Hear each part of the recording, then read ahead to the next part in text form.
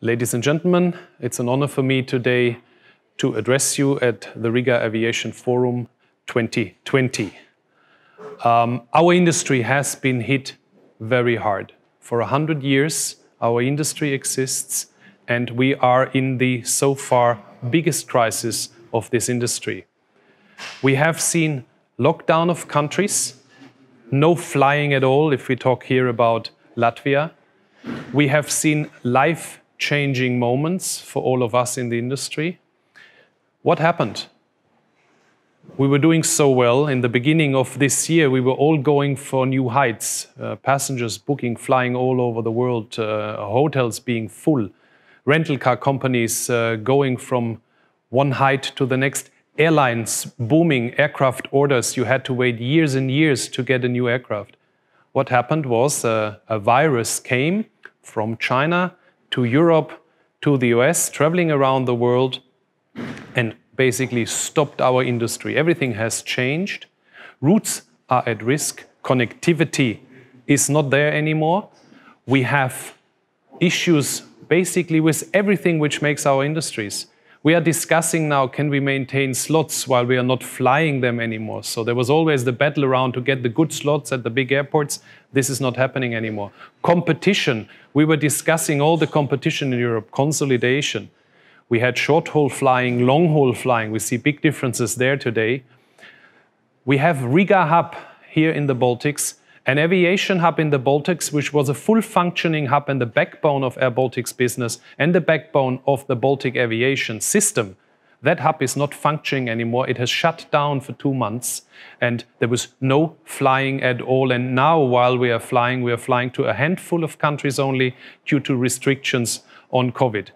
And with that, not only airBaltic, which I'm representing, or Riga Airport, the whole industry, the whole aviation industry has been hit. It's the ground handling companies, and we were not flying here for 62 days, which had no work at all. Tour operators can not book anything forward going because you don't know whether you can fly. Car rental companies, we have thousands of cars parked there now for months which are not used anymore. The travel agencies, if passengers are not booking tickets, the travel agencies cannot sell them. And if passengers are not booking their next holiday, you cannot go. Hotels, we have seen in Riga city, hotels, the Kempinski Hotel was completely closed. The Radisson Hotel was completely closed. So we have seen something we have never seen before, and it came just within weeks. What did we do as an industry? We adjusted. We stopped flying. We looked at what we have to do, and we have a new reality out there today.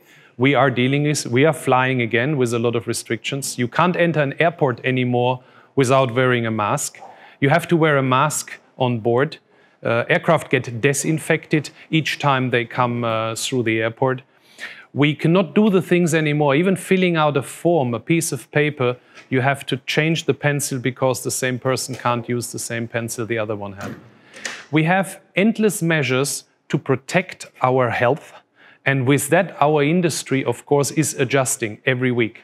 If we look at airBaltic and look at what we do on the flight planning, we are every week adjusting our whole network. We have addressed more than 1 million passengers already with flight changes. We had to return a lot of the money which we earned already from passengers trusting to fly with us in the future. We had to return that money to the customers. And with that, of course, we are not able to continue the supply chain with all of our partners in the aviation industry. So all of this, the biggest crisis in the last 100 years, has taken us deep down. We will see many companies not being there after this crisis. But I say after the crisis because I also want to give an outlook how I see how we get through this. First of all, now we have seen a still stand all over the world. We have started flying again. And in the case of airBaltic, when we started flying again in July, we had a very, very steep up. We were doing much better than expected. Now in August, we see, because of COVID numbers going up, a slowdown again. Maybe we come to a second stop. But one thing is for sure, the moment we offer our capacity, and if we offer a network which people want, there is a demand and passengers are traveling. We did, as an example, when we couldn't fly to one country, offer immediately on the next day to fly to Greek islands, and the passengers were booking and the flights were full. Unfortunately, a week later we had to change it again and we had to bring back the passengers on a different way because we were not allowed to fly. But still we managed.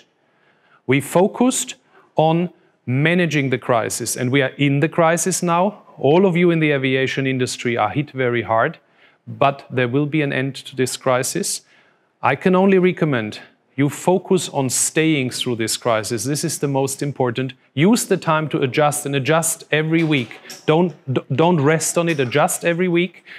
And then when the crisis comes to an end or you see light at the end of the tunnel, then grow. And we grow back out of the crisis and we will be bigger than we ever were before.